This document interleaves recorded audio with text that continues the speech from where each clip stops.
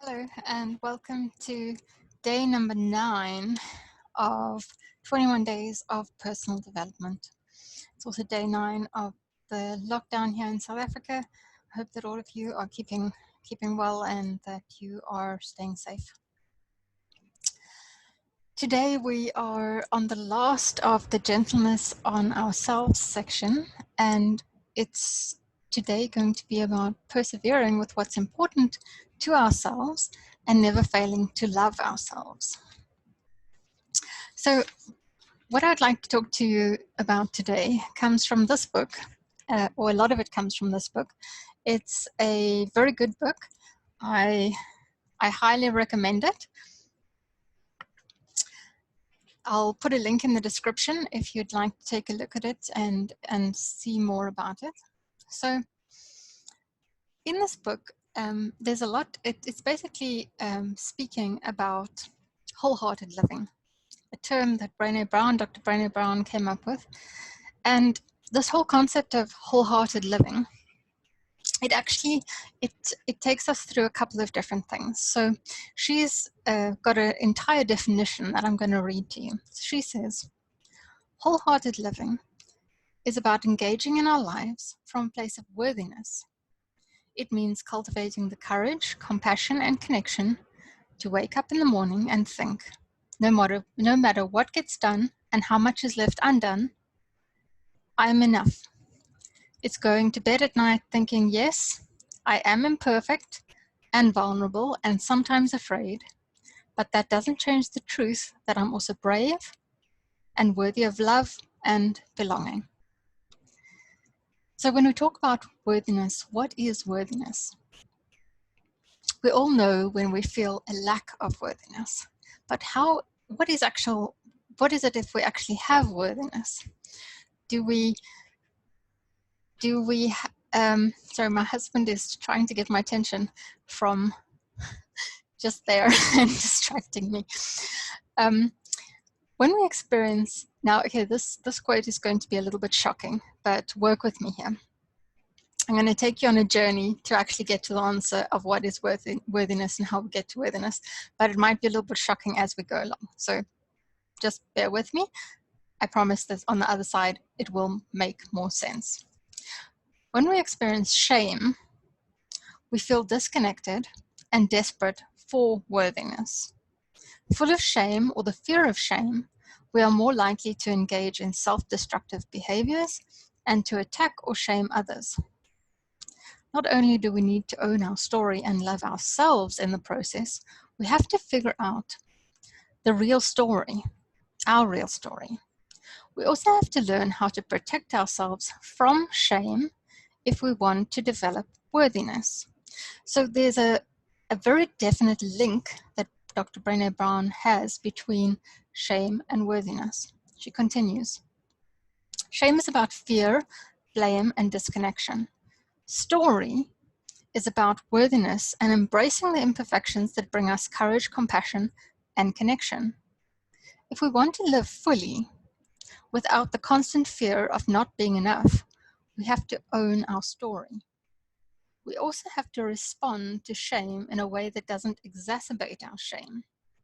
And she suggests one way to do that is to recognize when we're in shame so we can react with intention. Now, she continues, if you're like me, practicing authenticity can feel like a daunting choice. There's risk involved in putting our true selves out in the world. But I believe there's even more risk in hiding yourself and your gifts from the world. Our unexpressed ideas, opinions, and contributions don't just go away. They are likely to fester and eat away at our worthiness. Let's go over that one again. That's a very important point. Our unexpressed ideas, opinions, and contributions don't just go away. They are likely to fester and eat away at our worthiness. So you're starting to see how shame,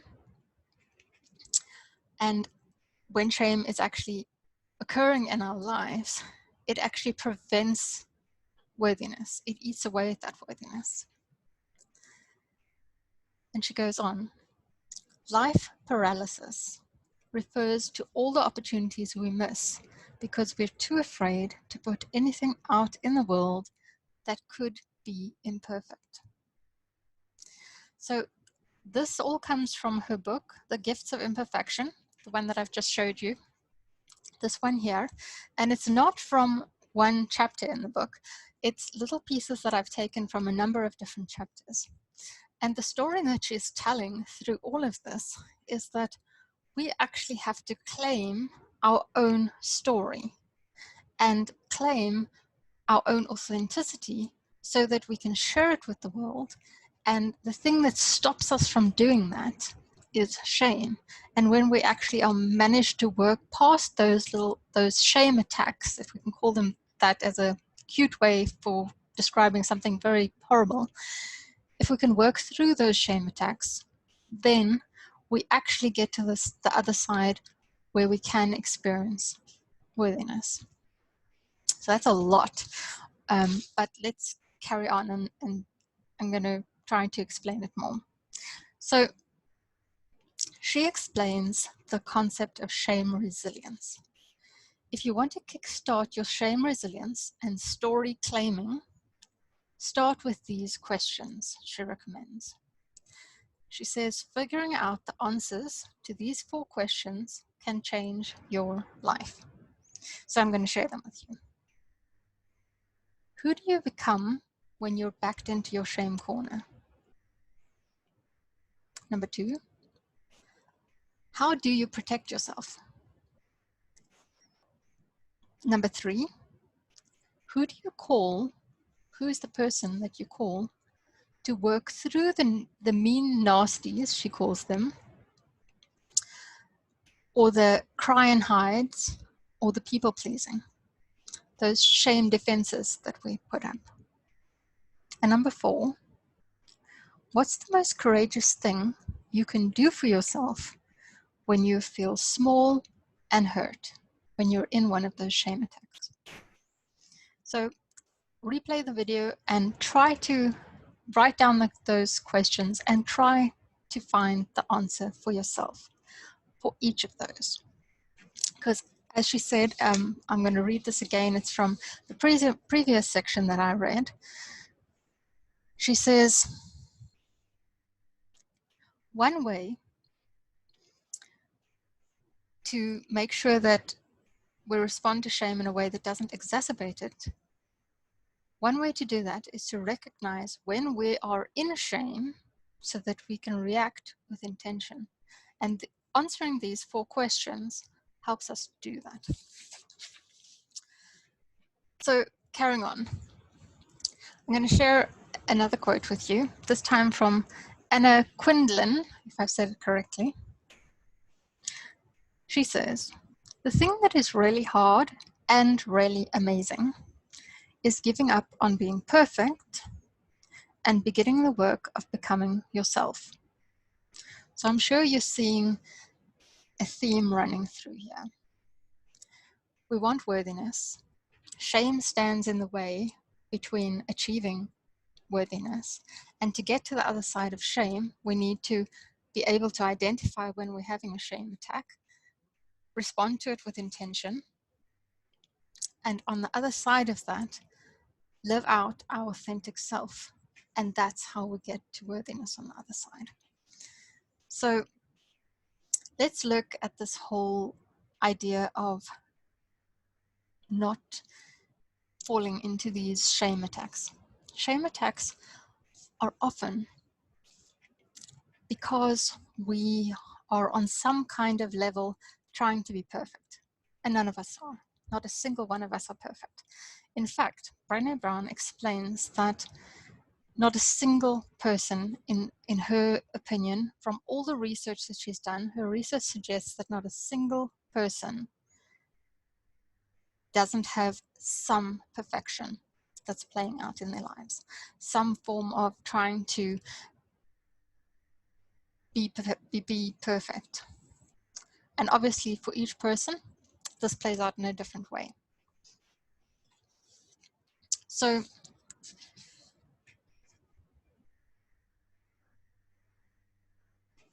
what has she discovered in her research? She's discovered, and she explains, when I interviewed women and men who are engaging with the world from a place of authenticity and worthiness, I realized that they had a lot in common regarding perfectionism. First, they spoke about their imperfections in a tender and honest way, and without shame and fear. Second, they were slow to judge themselves and others, so they didn't judge themselves or others. They appeared to operate from a place of, we're all doing the best that we can. Their courage, compassion, and connection seemed rooted in the way they treated themselves, which brings us to the last part of the topic for today, to always love ourselves. Now, self-love is such an incredibly misunderstood idea in the world. When we think of self-love, often the thing that actually pops into our heads are adverts that we've seen. We've seen adverts where it's trying to suggest that we deserve to do whatever they're trying to sell, or we are worth it, or you know, we should spoil ourselves in some monetary form. But this is not actually the way that researchers who've done extensive research on self-compassion would describe it. In fact, one of the foremost researchers in the topic of self-compassion, she actually has a self-compassion lab at the University of Texas. She's a professor there. Her name is, let me just make sure I'm saying correctly, Dr. Kristen Neff. You can find out more. I'll put the link in the description at her website, www.self-compassion.org. She has a lot of resources there for learning how to be compassionate on ourselves. Now, she actually describes 3 elements that she says are actually what self-compassion is all about. She says, number 1, self-kindness. That's closest to what we all think about when we think about it. But the way that she describes it is not the adverts that come into our mind when we think of self-love and self-compassion. She describes it instead that it's being warm and understanding towards ourselves when we suffer, fail, or feel inadequate, rather than ignoring our pain and just criticizing ourselves. So that's the being patient with ourselves, the being gentle with ourselves, this whole section which was about gentleness on ourselves. So that actually is more what self-compassion really is. The second thing that she says is something she calls common humanity. Now, her idea of common humanity is that we're actually all have these same feelings of personal inadequacy, and we're all, it's part of a shared experience to fail and to feel that we're not good enough at times. That's not actually something that just happens to you or to me. It's something that happens to every human being. It's a shared common humanity element of being a human being.